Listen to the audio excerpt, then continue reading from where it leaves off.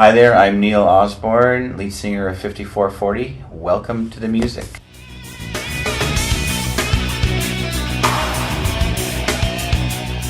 Thank you so much for joining me today. Good to be here. Yeah.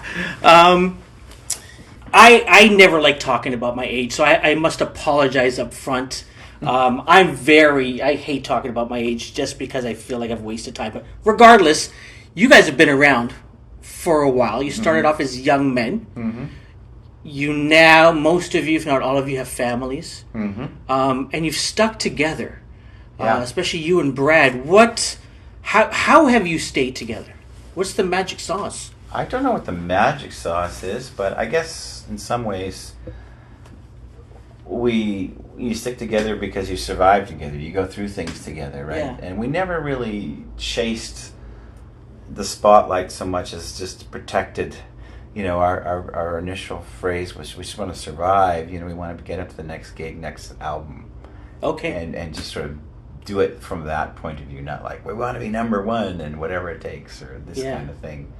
And maybe if we did, we would. But you know, Brad used to have a saying: if you chase the spotlight, it might burn you. So, but things kind of grew at a pace that we could manage for us. Yeah. So that's probably part of it. All right. Loyalty, defined roles became quite natural. Yeah. I mean, we always had good bands. Always seemed to get the right people.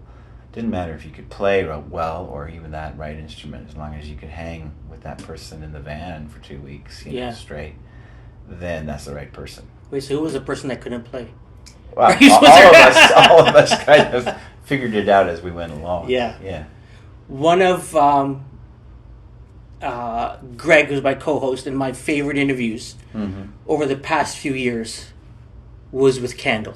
Okay. We just had a great time. There were a lot of laughs. I'm hoping she had a good time. Yes. Chatting with us. If yeah. Enjoyed it. Yeah, she would have. You guys work together. Mm-hmm.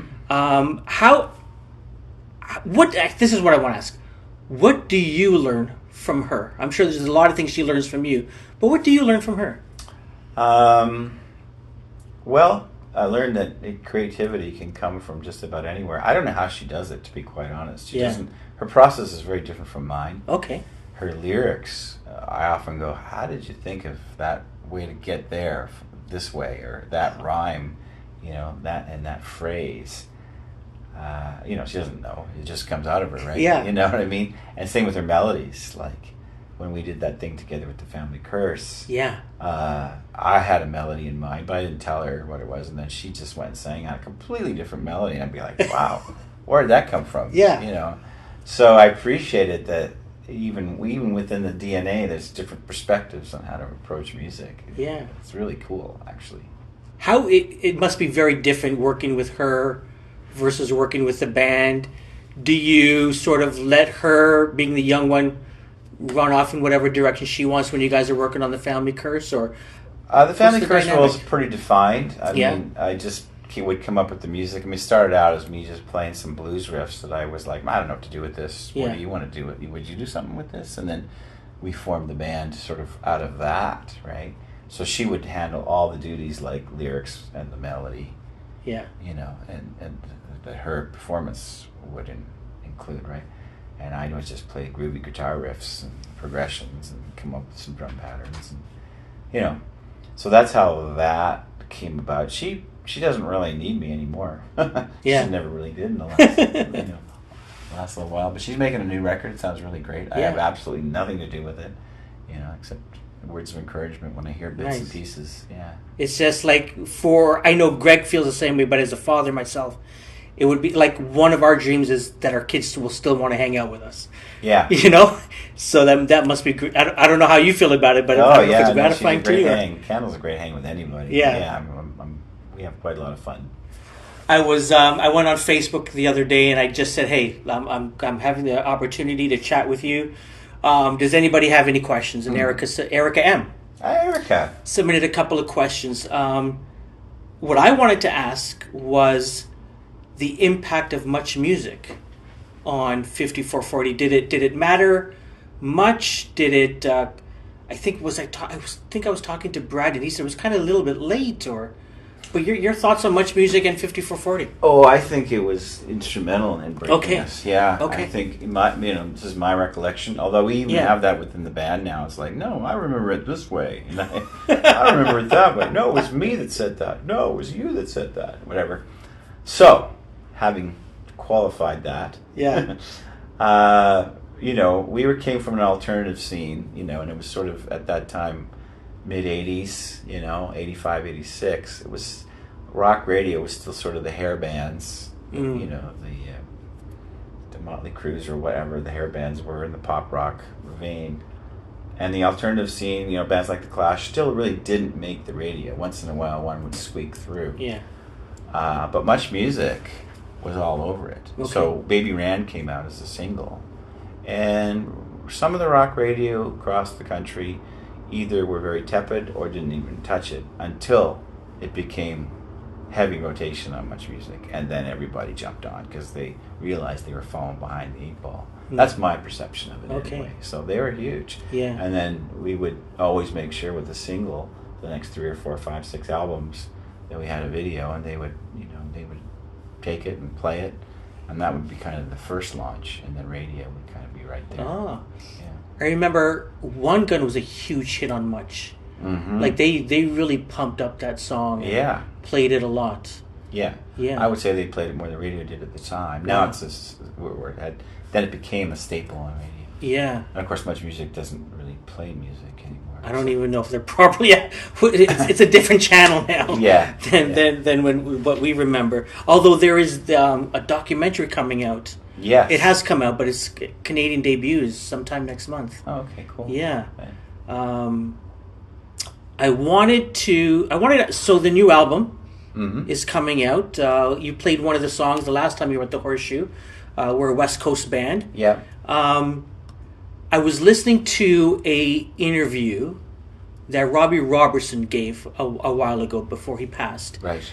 And he talked about, I think someone had asked him about getting back together with the band. And he said, if we were making new music, I'm all for it, but I don't want to just be one of those bands that just goes around and plays. My challenge is writing new stuff. Mm-hmm. And I wanted to ask you, why this new album? Is it something that you need to do? Is that a creative juice that you need to, or something that you need to do creatively? Is playing just the hits good enough for you? Like, where do you stand on 5440 and moving forward? Always, we've always had, an unwritten rule that we've got to stay creative. Okay. Stay wanting to make music. Yeah. Now it's pretty lucrative for us to go out there and play the hits, especially in the summer festival seasons. Yeah. We still try to squeak in a new song or an old deep cut.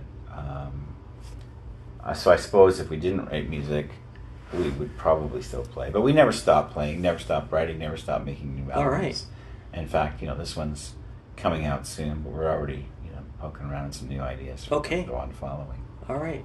It's just important, it's funny, in a rock and roll band it's kind of interesting because it's a lot of different things at the same time. When you sign a record contract, they call you the artist, right? So you think of yourself as an artist, and creatively, I think of myself as an artist. I make music and songs and express certain ideas and concepts and put musical ideas together, and we fashion them as a band and as a group, and it's a sound and all these other things. But we're also entertainers. We're also businessmen, Yeah. We're also whatever we are. So it's interesting because it's as far as a band and a rock band goes, it's all a lot of different jobs at the same time. Yeah. I've got a couple of more questions. Mm-hmm. I read somewhere you had the opportunity to have dinner. I don't know if it was planned or not, but in 2005 with Ron Wood. Yeah. Tell me about that. And do you get starstruck? People look to you and go, "Oh my goodness, you're." They heard that I was interviewing you, they go, "Oh my God, 5440." Yeah. Do you get starstruck? Absolutely. Yeah. Tell me about this dinner. So we got I won't go too long with it. Okay. But we got the opening slot for the Stones, the only opening slot for the Saddle Dome in Calgary, 2004, I guess, 2005. And we did a warm-up show right before that. in Banff, because we thought, well, let's go get a good dirty rock show behind our belt, Yeah. and then we'll go, to Calgary and open for the Stones. And we'd heard all kinds of stories from other bands that we know that open for the Stones. It's like, yeah, you meet them, they get you a photo, and then that's it, blah blah blah. It's like, okay, that's cool. Sure, we'll take that. However it comes. So we get a rumor going. There's a rumor going around that some of the Stones might be in Banff, and indeed they had a week off. They were on the road. They had a week off, and so Ronnie Wood was in Banff. So was Charlie, but he didn't go out that night. And Ronnie Wood shows up with like 5 New Zealand rugby players, bodyguards, with radios and the whole bit, and So he was there, and there's all the yellow tape with these arrows around the club where he could go, and they would escort him around. But I'd see this little head bopping around. We're playing, and it was a great crowd. It was like sold out, 500 people packed, crushing against the stage. And we got up to the dressing room. It was like, wow, that was, we'd see the silhouette of, obviously, was Ronnie, was a Rolling Stone. You could sort of tell. And then all of a sudden, hear these giant footsteps come up, above the club in the dressing room, and we're just sort of just having a beer, decompressing, sweating like crazy because it was a hot club. And then the guy goes in his New Zealand accent, "Do you mind if Ronnie comes up and says hi?" I'm like, "No." And he sort of scamps up the stairs like, guys, that was so much fun. Can't wait for you to play with us, tomorrow at the Saddle Dome. Blah, blah, blah. I'm going to the pool hall across the street. Why don't you come over and get yourselves cleaned up and come on over? So we did. Nice. We walk in there, and of course we walk in there, and there's all these security guards. Like, who the hell do you think you are, right? Who are these kids coming? And we hear, guys, and it's Ronnie. He's like waves us through, and he wants to play pool and drink beer, and it was just a hoot. So, we're already ahead of the game from what other bands told us, and then we arrive at the gig, and he's there to greet us. And then he takes us to meet Charlie and Keith, to Keith's dressing room. And then we met Mick, and it was like, well, this is so weird and unreal. And it was like, and they were the nicest guys, this thing, especially Keith.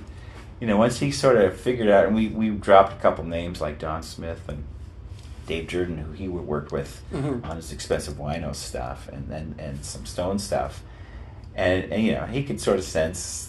He could, you can talk band talk. It doesn't matter who it is. Yeah. And it's very disarming. It's very cool. And then he was just like, "Yeah, how's it going?" And and a little guitar talk. And, "Oh yeah, how's Moondog doing?" "Yeah, cool.